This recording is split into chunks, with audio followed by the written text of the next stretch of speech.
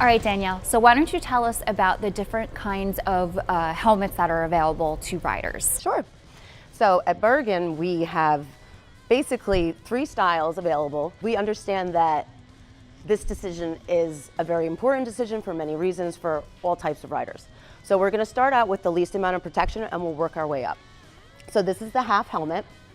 As you can see, it covers from approximately halfway down on the forehead to halfway down the back of the neck.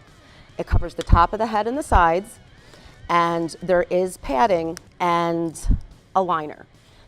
So it provides some impact absorption, but as I said, it's minimal, and this will be the most modest of helmets as far as your protection goes. The next style we're going to move on to is the 3/4, or it's also known as an open face helmet. This one comes equipped with a visor or sun shield, so this will also protect from road debris or the elements. It does offer the same type of protection as far as impact absorption and padding. It covers the top of the head, the sides, and all the way down to the base of the neck. Finally, we move on to the full face helmet. Now, this is the most superior as far as protection goes. So it's going to cover the top of the head, the sides, and the back. The significant difference between the full face, the 3/4, and the half is that it offers a chin bar.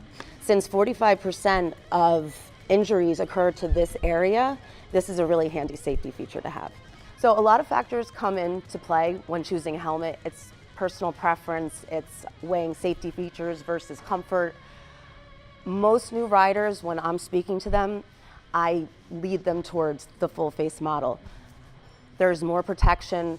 You may sacrifice a little bit as far as your visibility, but while you're getting comfortable, personally, I feel it's more important to have a higher level of impact absorption and to have that chin bar to protect you should you have to activate the helmet.